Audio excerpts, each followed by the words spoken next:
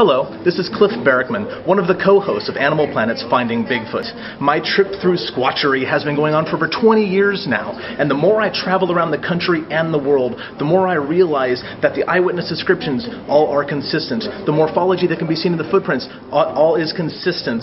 The behaviors that are reported by eyewitnesses are all consistent. That should not be the case if this was all made up. Bigfoots are real. They're a biological reality. Deal with it.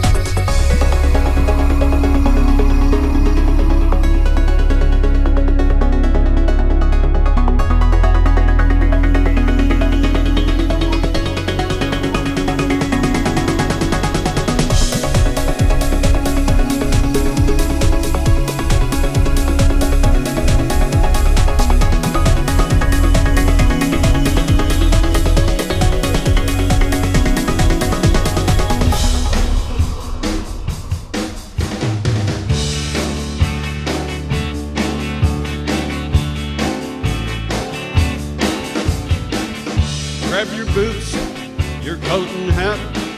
We're leaving here in 15 flat.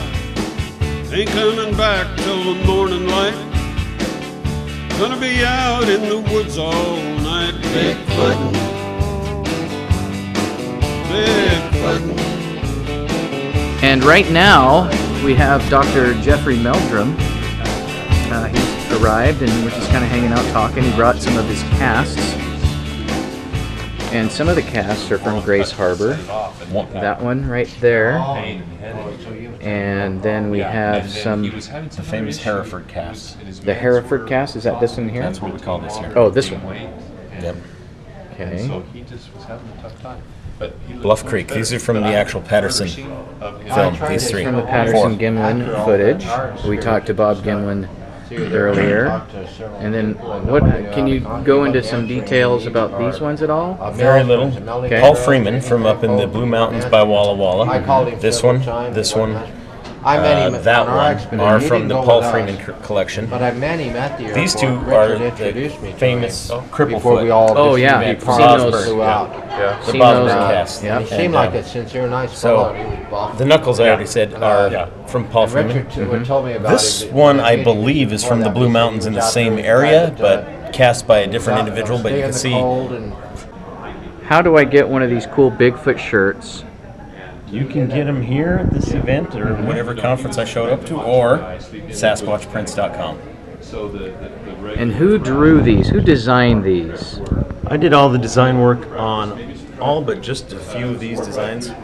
The original Da Vinci Squatch was done by my friend Cameron Lindbergh. Wow, the Da Vinci Squatch. The first one. That is so clever. It's been imitated many times since, but my version is next to it. But these are the originals. Nice. So. Night vision design here. Inspired by our friends on the Finding Bigfoot show.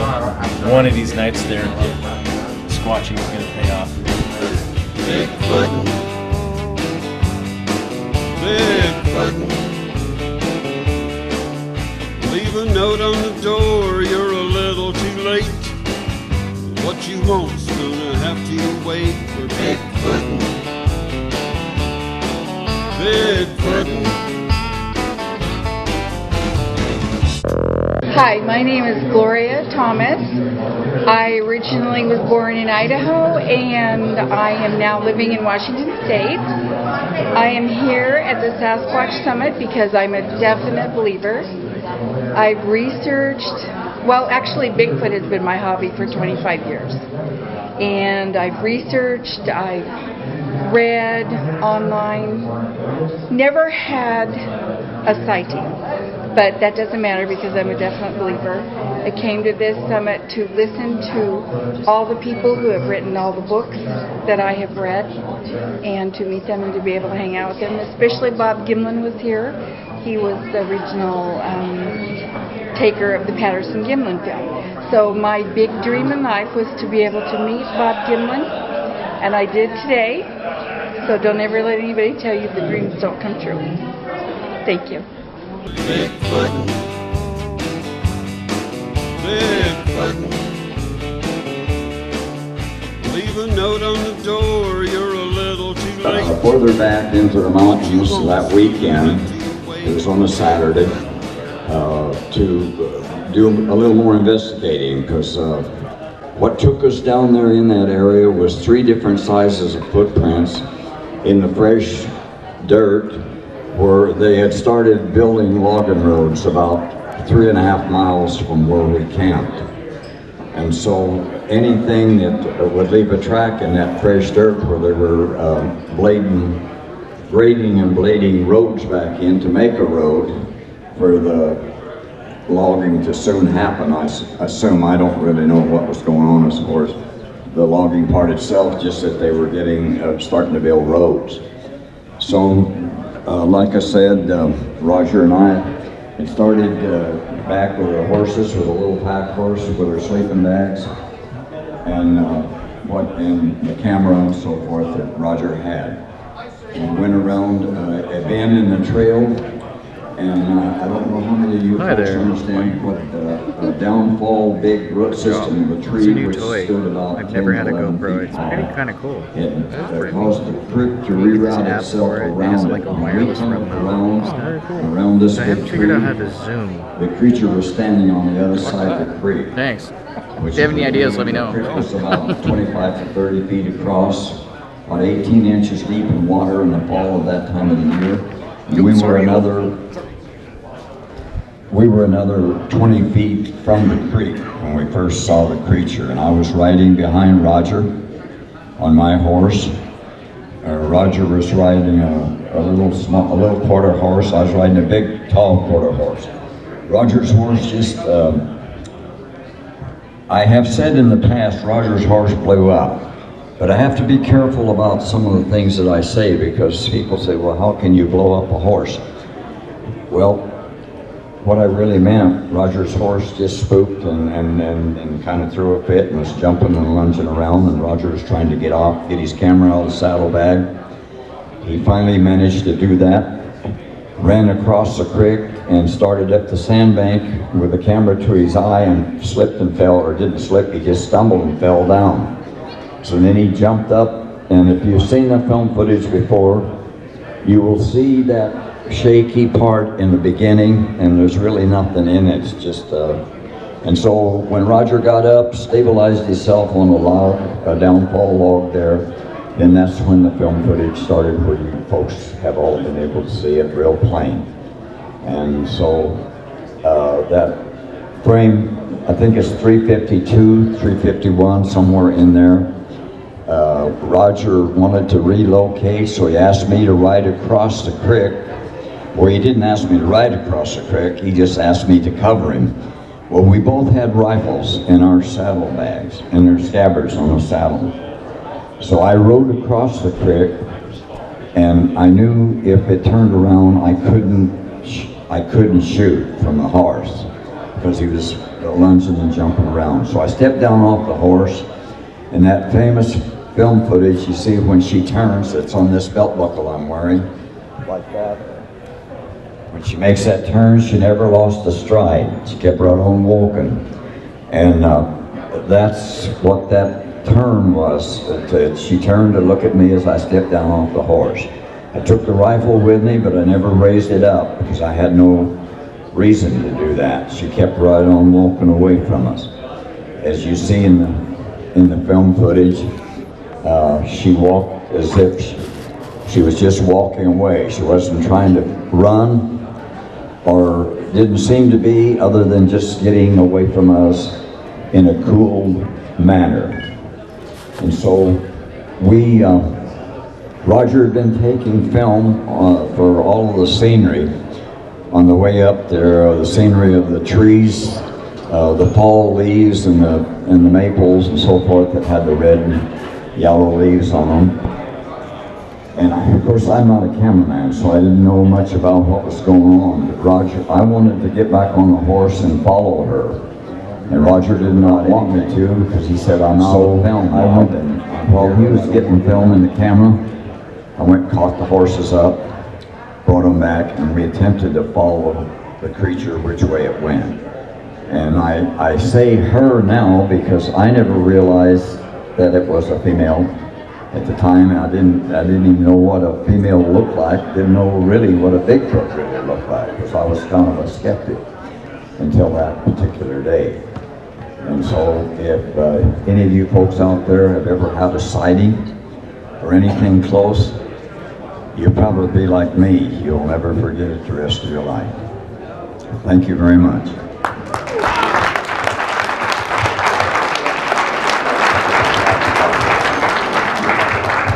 Wow, Bob Gimlin just told you the story.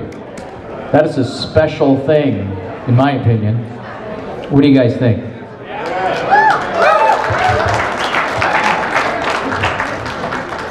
So, we have a few days of some good times. All these Bigfoot believers here. Hi, my name is Johnny Thomas, and yes, I'm a skeptic. My wife's really into it. Or undecided, excuse me. My wife's really into it. I've been watching it on TV and listening to some of the stories, and I actually got to meet a lot of the people that she's been talking about. So yeah, it's really interesting. I know there's got to be something out there. Somebody knows something, and we'll find it. Ain't coming back till the morning light. Gonna be out in the woods all night, Bigfoot. Down, my ears picked up, and I was afraid. I was waiting to hear it come running across for me. And what I did hear was a slight movement, like crinkling of leaves, and brush moving. And then when I got to my car and I put my key in the lock, I'm looking up over my car, and it's gone. So I realized, I guess, that I saw it, and it stepped back. And so for a few years, I didn't talk to anybody about it. I'm sure some of you... Why? For one thing, the native people, I figured, would just laugh at me. I knew they believe in it, but for a non-native person to be telling a tale, I wasn't too sure it'd be very well received. And the people in town off of the reservation, I figured, would laugh at me. I was already a paranormal investigator at that time for spirits, and I was already used to having people make comments about me. And so I never even considered Sasquatch. And like I say, I kind of probably, before that instance, probably kind of laughed about people that believe in Sasquatch too. So that sighting definitely turned me into a believer. But since then, I'm happy to say I'm still out on the reservation and been out there 12, 13 years, I'm not sure how long. And I get a lot of reports. You know, I've gained the trust of a lot of the local natives there, and they know I'm a paranormal investigator, and now I've let it out about my experience and about my interest. And so I get a lot of reports, you know, around the res. I kind of know where they are. And I don't try to get too close to stress them. I'm in the helping profession, so I try not to stress.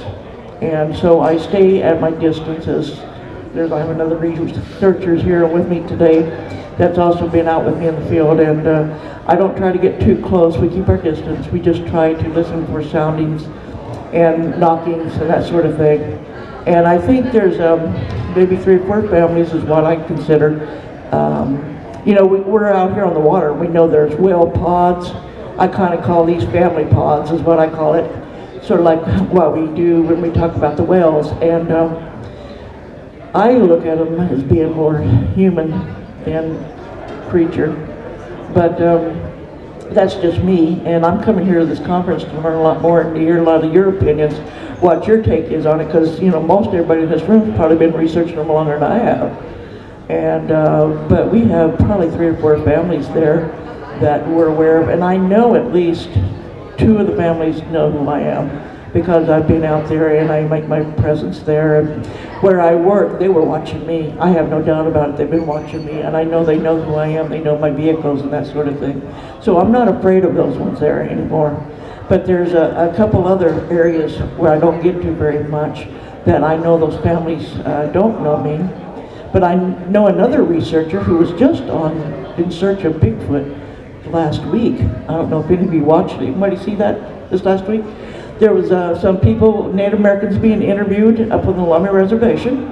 He's a researcher that I piggybacked with. He taught me a lot out there, how to look up in the trees for him and that sort of thing. And those other families know him really well. They know his vehicle. So when his vehicle would come around, he never does anything to stress them out again. He never infringes too much on their territory, always watches from a distance, and he's had a lot more interaction with them than I have. You know, I've heard the soundings. I know I'm being watched. I know they're there. We actually pick up Little Caesar's pizzas, and I've tried leaving them out there because I figured they could smell the cheese. I mean, it smells yummy. Why not? You know, and we leave salmon out. I just was out there 2 weeks ago, and I left a big dog salmon out for them. And we go to the food bank. We pick up fruit and stuff like that, and leave that out there for them. So anything that we think that somebody told me up there that they love watermelon. So we've even, in the seasons where the watermelon's kind of cheap, I pick up watermelon, leave that out there. So anyhow, I don't know what else I can tell you. I do know that we have the Nooksack River that goes through there, and the fishermen have tons and tons of experiences and stories with them. And the ones, they talk about some of them that migrate down from the mountains during the winter and then go back up in the summer and the spring, that sort of thing. But there is, we believe, and I'm saying we, I mean the natives and me, believe that there are family pods that do stay there year-round, and that they are very aware of who's on that res and everything else. And the people on the reservation are very respectful to them. They see them as a spiritual being, and they don't want me bothering them, and they know that I will, the ones that talk to me about it know that I'll keep my distance. I'm not there to disturb them or stress them out anymore. And that's why they give me reports. But then there's a lot of people out there too, you know, I'm sure a good handful or two that don't want me doing anything, and they really resent me being there. So anyway, that's what I got to tell you about Lummi Reservation. Something's making tracks across the land. Tracks too big to fit the foot of man. Maybe they don't want us in their land. Could it be they've spoken to us in the only way they can? Maybe something wants no part of man.